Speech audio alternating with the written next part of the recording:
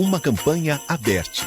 E Folha FM. Anuncie e venda muito mais.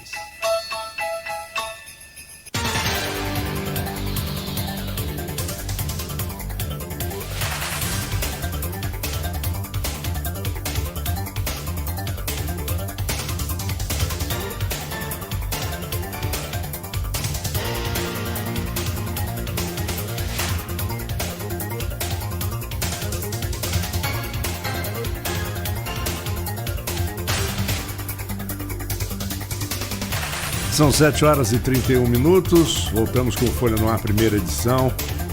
Bom dia para você, ouvinte da Folha FM. E dou de novo bom dia ao Arnaldo Neto e agora aos nossos convidados, o Jorge Miranda, da Beneficência Portuguesa, e ao Frederico Paes, do Hospital dos Plantadores, que é do hospital que nós vamos falar aqui hoje, né? Podemos falar Coagro, mas não é, hoje o assunto não é Coagro. E você sabe, Miranda, que há muitos anos eu falava Beneficência Portuguesa, até que um chefe de rádio, diretor de rádio, me chamou a atenção. Não é beneficência. Não é beneficência, é beneficência. Beneficência. Né? De benefício, né? Bom, vamos lá então. Bom dia a vocês, obrigado pela presença. Vocês têm um tempo realmente contado, né, na agenda ali E Arnaldo, pode dar o start. Vamos lá, estava falando no bloco anterior sobre essa questão do HGG e também sobre a situação dos hospitais contratualizados, e deixei para a gente falar um pouco mais agora nesse bloco. A gente vem aí, sobretudo desde julho, né, com muitas pendências no repasse do município para a rede contratualizada, na chamada complementação municipal. Como eu falei, já tivemos vários problemas de complementação, não é a primeira vez que esse assunto vem à tona, mas parece que sequencialmente é o maior período que fica aí nesse problema, já são 4 meses sem saber como que está a situação. Hoje, qual o panorama dos hospitais contratualizados? A dívida ainda é de julho? Existe perspectiva de quitar? Como que está a situação financeira desses hospitais? Quem começa? Pode ser você, Frederico. Bom dia, Arnaldo. Bom dia, Marco Antônio, ouvintes da Folha FM. Na verdade, nós hoje estávamos até semana passada com 4 meses de atraso, né? Julho, agosto, setembro e outubro. Alguns hospitais, por ordem judicial, receberam 1 mês, né? É o caso dos plantadores, até então, na semana passada, da Álvaro Alvim e da Santa Casa. Na sexta-feira, a prefeitura liberou um bloqueio, pediu para liberar, né? Esse dinheiro estava bloqueado pela Justiça. E no caso da Santa Casa recebeu mais 2 meses, então recebeu 3 de 4. Os plantadores continuam com 1 mês, a Beneficência com 1 mês. Zero. Não foi liberado na sexta, não, então deixar o Jorge falar. E o Álvaro Alvim também com 1 mês. Então houve um descasamento aí, a gente não entende por quê. No caso da Santa Casa, recebeu 3, plantadores 1 mês na Justiça, Álvaro Alvim 1 mês também na Justiça e a Beneficência Zero. Só para acrescentar, Marco Antônio, eu também estou, né, presidente do Sindicato dos Hospitais hoje. Ah, sim. Os hospitais, é verdade. Até uma confusão com o pessoal. Presidente dos Hospitais Filantrópicos? Não, presidente do Sindicato dos Hospitais e Clínicas da região. Eu assumi o mandato em julho. Então estou aqui também representando os outros hospitais, pedir procuração para isso. Tá ok? E lá na Beneficência, então, não chegou a receber nenhum, mas chegou a acionar a Justiça também para tentar receber? Sim, nós acionamos a Justiça, mas a Prefeitura interpôs um recurso, né? Isso foi para o Tribunal e não foi acatado, né? Quer dizer, a nossa liminar. E aí, então, até agora, nós não recebemos absolutamente nada. Eu soube que na semana passada o desembargador suspendeu, quer dizer, a Prefeitura solicitou a suspensão, né, do agravo que ela tinha feito, e esse dinheiro seria liberado essa semana. Mas ainda não recebemos nada. Agora, na semana passada também, Jorge, houve a expectativa de uma liberação de 2 milhões por parte do governo do estado, que serão 2 milhões para cada um dos hospitais da rede contratualizada. Isso chegou a ser anunciado que seria liberado sexta-feira. Na sexta-feira, até a Camila, que fez a matéria especial do final de semana, a Camila Silva, que é repórter lá da Folha, ela entrou em contato com representantes dos hospitais, não sei se foi com vocês ou com outros, mas ela até o final do dia ela foi acompanhando para saber se esse dinheiro estava liberado. Quando ela viu que não estava liberado, eu entrei em contato com o Rodrigo Bacelar, seria o deputado que estaria articulando a liberação desse recurso, e o Rodrigo disse que esse recurso sai nessa semana. Já foi depositado pelo Estado, mas seria um trâmite bancário mesmo, um trâmite bancário para a liberação desse recurso. Isso chegou a vocês também? Vocês ficaram sabendo que aconteceria esse atraso? Existe a perspectiva de que esse dinheiro caia na conta de vocês essa semana? Vocês estão acompanhando isso? Estamos acompanhando, mas até o momento não recebemos também. Dizem que houve alguns problemas burocráticos e que seria acreditado na conta do Fundo Municipal de Saúde para que efetuasse a transferência para os hospitais. O doutor Abdo até falou aqui, né? Semana passada. O doutor Abdo até falou, caindo da conta, logo transfere para os hospitais. Mas que ainda não, na sexta-feira pela manhã, ainda não tinha caído esse recurso na conta. Agora, na prática, para quem é usuário do serviço de saúde, como que está a situação dos hospitais hoje? Já tem serviços suspensos?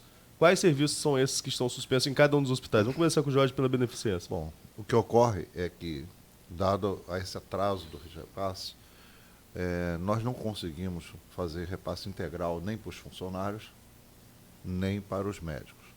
E vários serviços já foram interrompidos, mas com ênfase. Por exemplo, nós tivemos que suspender o atendimento de 10 leitos de UTI, foram 9 leitos, que no final é uma equipe inteira, que de 1 a 10 é uma equipe inteira. Porque nós não tínhamos mais condições de manter todos os plantões com o médico plantonista. Eles simplesmente deixaram a função, dado o atraso desses repasses. Agora nós estamos enfrentando uma situação também grave na maternidade, que vários médicos da UTI neonatal já também deixaram o plantão, temos algumas falhas na escala que está sendo cumprido pelos médicos que remanescentes, e da maternidade, né? A maternidade, nós temos 4 médicos plantonistas, que são 2 obstetras, um pediatra e um anestesista, e começa também a desistir. Para você ter uma ideia, tem médico que vem de outros municípios, alguns vêm até do Rio ou de Vitória, e que não compensa vir na cidade, já que eles vão gastar para poder conseguir trabalhar. E outros têm outros impedimentos. Por exemplo, eu conversei com uma médica que ela tem 3 filhos, então ela tem que ter babá para cuidar dos filhos, enquanto ela também não está recebendo o salário dela. Então a situação está ficando muito complicada por causa do longo tempo para aparecer uma solução. E são atividades essenciais para a população, porque a maternidade, por exemplo, nós dividimos o atendimento com os plantadores de cana. Os plantadores de cana têm uma maternidade de alto risco, que é muito importante para toda a região, é uma porta aberta, conforme a nossa, e esses pacientes, eles têm que ser atendidos, não tem como o município suprir essas necessidades. É uma situação bem complicada. E ao mesmo tempo aconteceu, por exemplo, no nosso vizinho, como São João da Barra, tem um centro cirúrgico lá na Santa Casa São João da Barra que está interditado, e todos os restantes de São João da Barra estão sendo transferidos aqui para o nosso município, e sem nenhuma comunicação da Secretaria Municipal de Saúde de São João da Barra. Simplesmente nós fomos surpreendidos com mais essa demanda no meio dessa crise toda.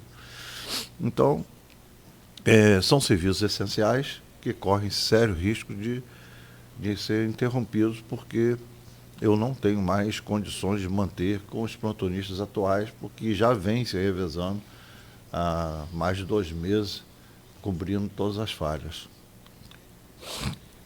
Bom, os plantadores não é diferente, todos os hospitais a situação é gravíssima, né?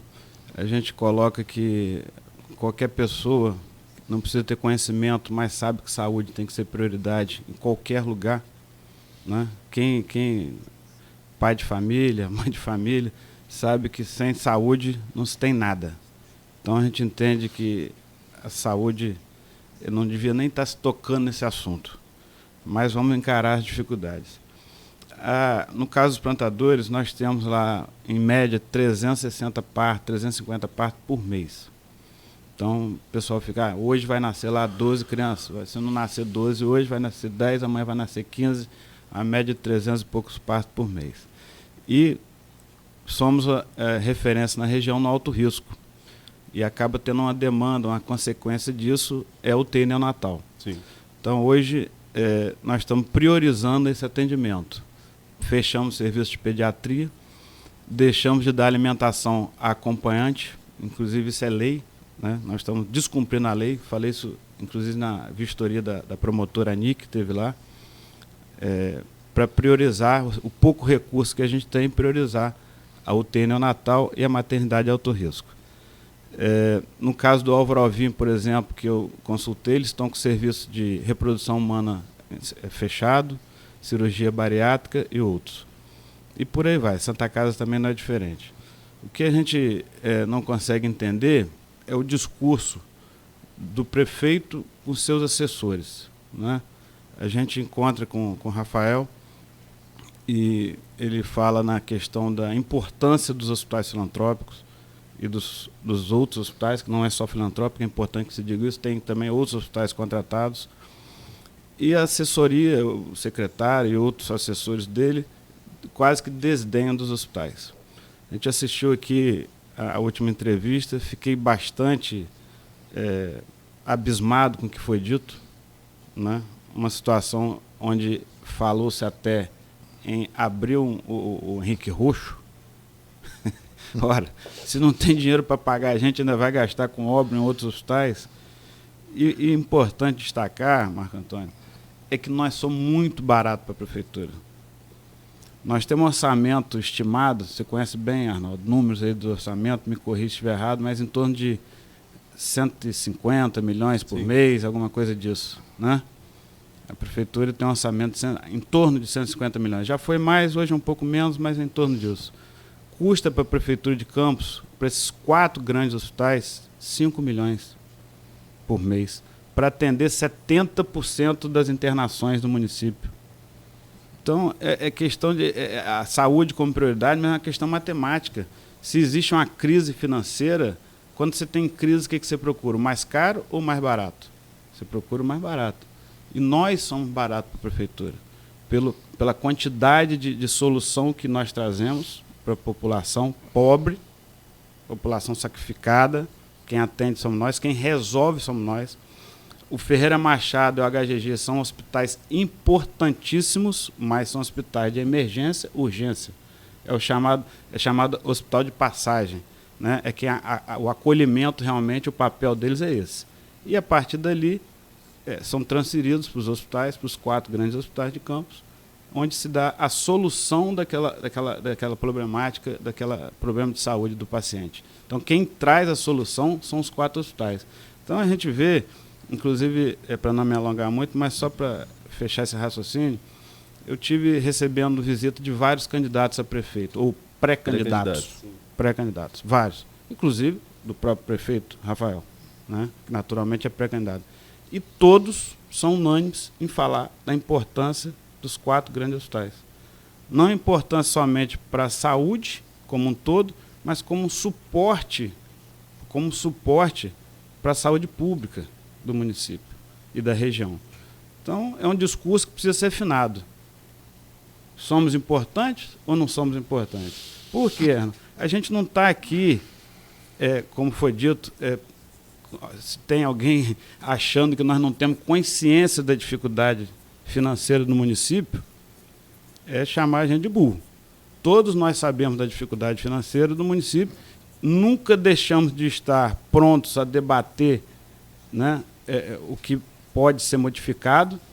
Inclusive, foi falado já por diversas reuniões, quem contrata é o município, e o município que vai dizer, eu não quero contratar esse serviço seu, eu não quero que você atenda mais isso. eu não quero que você atenda mais a população nesse serviço de saúde. Agora, quem tem que dizer isso é o poder contratante, não somos nós. O que está sendo discutido, e coloco sempre como um embate, é o que está nos devendo. São serviços que nós já realizamos, né? Esse serviço, Marco Antônio, quem diz o que vai ser feito é a prefeitura. Nós não atendemos nada sem que seja autorizado pela prefeitura. Existe autorização, guia de internação hospitalar, existe todo um procedimento hoje que é feito uma autorização. Então, o que nós estamos aqui quase que implorando, a palavra é essa, para que nos pague, é o que já foi realizado, o que já foi feito, né? Agora, sempre é um discurso, inclusive do governo anterior, eles estão repetindo o que o governo anterior falava, que é o seguinte: o governo Rosinha tinha muito essa saída. Ah, não, porque nós já pagamos tantos milhões. O que é isso? Você jogar a população contra a gente? É essa a intenção?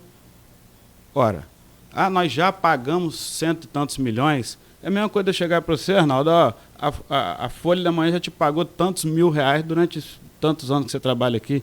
Isso não existe. Nós estamos falando do recurso da agora, dos últimos 4 meses, que está em atraso, está deixando os hospitais com risco de morte para os seus pacientes.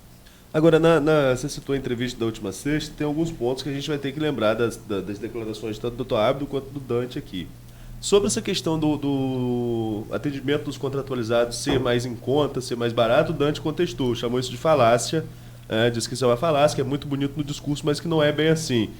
Porque a equipe de um hospital contratualizado são 3 pessoas. Estou repetindo o que ele falou aqui, não a íntegra, mas a ideia qual foi. Que a equipe do hospital, a equipe plantonista são 3 pessoas no hospital contratualizado, enquanto a equipe de plantonista de um grande hospital são 50, 60 pessoas. Então fazer a comparação de custo ficaria muito diferente. Como que é esse cálculo? Realmente é bem mais barato? O município poderia... E como que ficaria a arrumação dos hospitais municipais caso contratualizasse todos os serviços dos hospitais filantrópicos? Dá para fazer essa conta? Bom, na verdade, não é mais barato, não, é muito mais barato. O que eu não vou ficar aqui discutindo, que é falácia, isso é um termo ridículo, né, que foi falado, e desrespeitoso. Mas o fato é o seguinte: quanto custa um paciente internado na Beneficência Portuguesa? Quanto custa um paciente nos plantadores? E assim por diante. Quanto custa um paciente no Ferreira Machado? Então, a questão de número de médicos plantonistas, por exemplo, nós temos lá 11 plantonistas. Então, hoje, se a gente quiser sair daqui agora, faço um desafio a você, vamos lá no hospital, tem que ter 11 médicos lá. Na Beneficência são 9. 9. E por aí adiante. Então, não vou criar problema aqui. Vamos lá ver se tem uns 50. 50, que o doutor Dante falou. Acho que não. Plantonista, né? A equipe de plantão, não só médico. A equipe de plantão. Não. Mas acontece que a equipe não é só médico. Sim. Para cada 10 leitos de UTI, nós temos uma equipe de 52 pessoas. É isso aí. Então, lá no hospital, nós temos 28 leitos de UTI adulto. Então, aí nós só aí já são 150 funcionários aproximadamente, mais uma equipe de UTI neonatal. São mais 52 funcionários. Então, isso para atender todas as normas da vigilância sanitária. A questão é que Campos é uma cidade privilegiada, que tem esses 4 hospitais. Por exemplo, nós temos uma Santa Casa e uma Beneficência, quando na maioria das cidades que existe uma Santa Casa, não existe uma Beneficência. Quer dizer, nós temos até 2 hospitais seculares, né? Sim. Que são tradicionais desde da época colonial. Então, é uma cidade que é privilegiada nesse sentido, que com esse número de leitos que nós temos, tá, para uma população da cidade de 500 e poucos mil habitantes, e mais ao entorno, que chega até 1 milhão, ela é suficiente para poder fazer esse tipo de atendimento. Mas nós estamos correndo sério risco de diminuir esse número de leitos ou até fechar unidades, porque nós estamos subfinanciados. E são entidades filantrópicas. Isso significa que a diretoria não é remunerada, significa que todas as contas estão abertas e sofrem auditorias permanentemente. Então, eu não sei o porquê que isso tudo está acontecendo, já que se nós somos mais baratos, somos eficientes, tá? Temos condições de fazer um bom atendimento para a população e, no final, há um embate, né, entre a administração pública e os hospitais sem absolutamente nenhuma intenção de melhoria da saúde. Na verdade é isso. Porque nós vemos, por exemplo, vamos falar aqui um pouquinho só de custos, né? O Hospital Ferreira Machado, o próprio secretário de Saúde, numa reunião que nós tivemos no Rio, comentou a respeito de que os leitos de UTI existentes lá não são habilitados. R$ 3.900. E custa para ele R$ 3.900 a diária. Nos paga R$ 1.200. Eles nos pagam R$ 1.200 no total, incluindo a verba federal mais a municipal, por diária. E o secretário estadual nos ofertou participar de um chamamento público, né, para que ele autorizasse o funcionamento de novos leitos de UTI, pagando R$ 2.300, que é o que o Estado está pagando atualmente. Então, nós somos realmente muito baratos, nós estamos realmente na backfire, né? Porque você vê... Essa é a verdadeira, porque se nós estamos trabalhando com um valor menor do que o Estado quer remunerar e com um valor muito menor do que o município está gastando atualmente, então, não sei por que nós estamos sendo tratados dessa forma. Porque esse contrato, unilateralmente, ele foi descumprido, né? Sim. Descontinuado. E o que a gente está pedindo desde o início das conversas, que demoraram a ter, inclusive, é um cronograma de pagamento, né? A gente sabe da dificuldade que a prefeitura atravessa, mas para a gente passar por nossos funcionários que estão com salário atrasados, para a gente passar por nossos fornecedores de materiais e medicamentos, né, é um cronograma de pagamento. Hora nenhuma foi colocado esse cronograma. Ou seja, a gente deve, não seria muito mais lógico, o secretário e os seus assessores, toda vez que for tocado nesse assunto, bom dia, falar que reconhecemos a dívida, né, e vamos te pagar dessa forma. Com isso, a gente conseguiria fazer uma programação para os nossos credores, que são os nossos funcionários e fornecedores de materiais e medicamentos, que hoje a gente não tem nem o que falar para eles, né? Como é que a gente vai falar? Não sei quando vou receber e não sei quando vou te pagar. Tem estabilidade, né? Na hora da compra, de fechar contrato maior. Acaba comprando mais caro. Compra mais caro porque você tem que comprar menos, né? E como que está essa questão de insumos, de medicamentos? Está bem... Vocês têm para atender ou já está no limite? Como que está a situação de cada hospital? No limite. No limite para menos. Nosso caso, inclusive, na própria vistoria da promotora, doutora Anick, nós levamos, quer dizer, ela pediu para ver a nossa farmácia e nós mostramos a situação quase que caótica que a gente estava naquele momento, onde já faltavam medicamentos básicos de manutenção para a vida. Então, não faltou porque a gente conseguiu pegar emprestado com os outros hospitais, né? Inclusive com o hospital particular também. A gente conseguiu pegar emprestado e logo depois veio a determinação da Justiça que nos mandou pagar um mês. Falar nisso, aproveitando, corrigindo, a Santa Casa foram 2 meses. Eu falei que foram 3, foram 2 meses. Né? Então, nós recebemos esse um mês que... de 4 atrasado é pouco, a gente fez o quê? Pagou metade do salário do funcionário, pagou metade da folha dos médicos, comprou um pouco de medicamento, material para abastecer, só que a gente fica naquela total insegurança, vai dar até quando? Né? O chefe da farmácia, ele vive numa situação lá quase que de plantão na porta nossa, da diretoria, desesperado, para pagar medicamento emprestado aqui e acolá, para não faltar medicamento. Principalmente que é a questão da UTI neonatal e da UTI de adulto. Nós temos 20 leitos de UTI de adulto e 50 leitos de UTI e UTI neonatal. Agora, você citou aí, Frederico, que pagou meia folha dos servidores, dos funcionários dos hospitais. Hoje, a dívida dos hospitais com esses funcionários ela é correlata com a dívida da prefeitura com as unidades? É a mesma coisa? São 3 folhas, 4 folhas, igual a prefeitura deve de repasse? Não, nosso caso é menor, quer dizer, vai ser agora por causa do 13º, que já deveria ter pago uma parcela, a primeira metade seria agora outra. Então a gente deve hoje, estamos devendo outubro, vai 13º do ano passado, eu vou chegar lá nesse ponto que é importante, novembro, que já está praticamente vencendo, e vai entrar outra parcela. Então vamos por 3 meses de salário. Né? Lá na Beneficência ainda nós estamos um pouco pior, porque pagamos só a metade do mês de setembro, que nós não recebemos esse um mês que você recebeu, não é isso? Então metade de setembro, outubro, e agora o mês de novembro, que até dia 5 nós temos que pagar. Mas, e o 13º também tem perspectiva? E o 13º, é evidente. Desse ano. Só para esclarecer, Arnaldo, é importante a gente esclarecer que não é a primeira vez que está tendo essa crise. Nós tivemos esse problema de 2015 para 2016. Os casos plantadores, nós temos hoje para receber em torno de 6 milhões de reais daquela época ainda. Então isso impacta diretamente na situação financeira do hospital. Como os outros hospitais também têm. Vários hospitais têm dinheiro para receber. E em 2017 para 2018 também tivemos um problema de atraso.